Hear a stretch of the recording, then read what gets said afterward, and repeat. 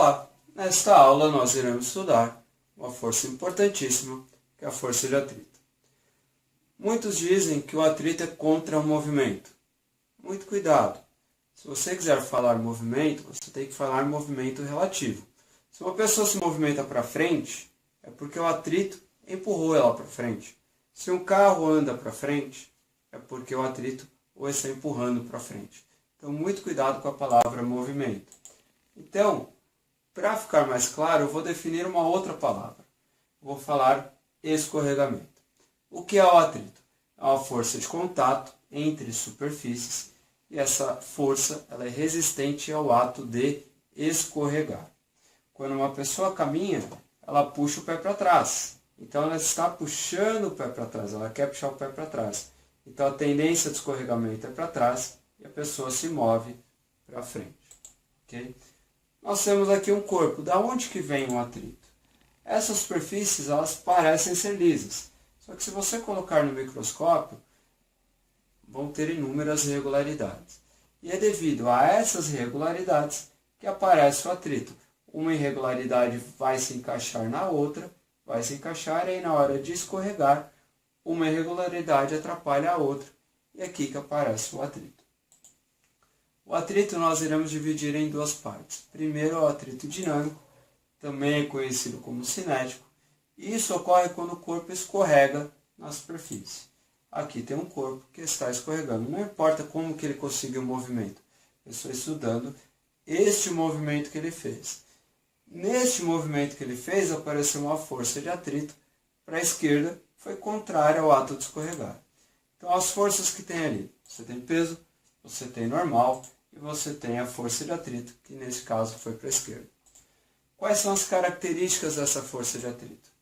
Ela é sempre paralela à superfície, ela é oposta ao escorregamento e o módulo, o valor, é dado por μ vezes a normal. Esse μd chama-se coeficiente de atrito dinâmico. Isso daqui vai depender do par de superfícies. Se você pega o mesmo calçado e caminha no asfalto ou numa pista de gelo, você terá atritos diferentes. Mesmo sendo o mesmo calçado, as superfícies são diferentes. Então, esse coeficiente depende dessas superfícies. E a força de atrito também depende da normal. Quanto mais pressionado tiver o corpo, maior a força normal, também maior o atrito. Você pode ter o atrito estático. Quando que ocorre o estático? O atrito estático ocorre quando o corpo não escorrega na superfície. Então, a força de atrito estático é um pouco complicada, porque ela aumenta enquanto você aumenta a força, até um determinado limite. Qual é o limite? É o coeficiente de atrito estático vezes a normal. Observe aqui, você vai fazer uma força e o atrito vai aumentando junto. Você aumenta a força e o atrito aumenta junto. O atrito não pode fazer a força ser maior do que a força que você faz enquanto o corpo não escorrega. Okay? Então você faz a força, o atrito vai te respondendo da mesma forma. Só que ele tem um limite. Quando esse limite é ultrapassado, o corpo escorrega e o atrito passa a ser dinâmico. O atrito dinâmico é sempre inferior ao estático. Você já deve ter reparado que colocar um corpo em movimento é mais difícil do que manter o movimento. Okay? Isso porque o atrito dinâmico é sempre menor do que o atrito estático. Força de resistência do ar. Força de resistência do ar ela pode ser calculada pela seguinte equação. Uma constante multiplicado pela velocidade ao quadrado. Eu não vou deduzir isso aqui para vocês, mas eu vou mostrar do que depende essa constante. Essa constante, ela depende de algumas coisas. Uma das coisas que ela depende é do formato do corpo. Você pode ver dois carros aí. Você pode verificar, você já imagina, que este formato é mais aerodinâmico do que o dessa van. Então, aqui a resistência do ar é menor. Qual seria o melhor formato possível? O melhor formato possível é de uma gota. A gota é a que tem a menor resistência possível.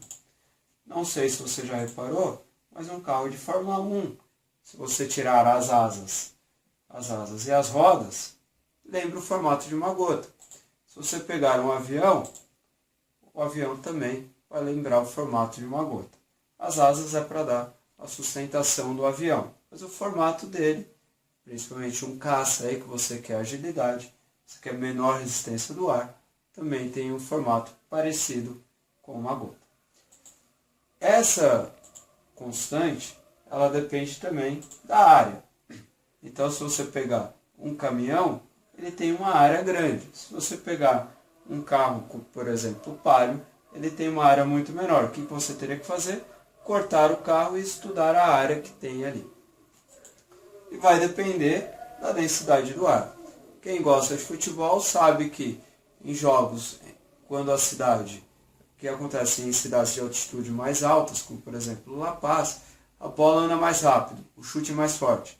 Na verdade não é o chute que é mais forte. Como existe menos ar lá, o ar é mais rarefeito, a densidade do ar é menor, logo a resistência do ar é menor. A resistência do ar sendo menor, dá a impressão de que o chute acaba sendo mais forte. Resistência do ar, basicamente, como é que vai cair o exercício aí no seu vestibular? Estudando a velocidade limite. Aqui nós temos um paraglider e ele está caindo com velocidade constante, velocidade vertical. Não vou estudar a velocidade horizontal, apenas a vertical. Então aqui nós temos a força-peso e nós temos a resistência do ar.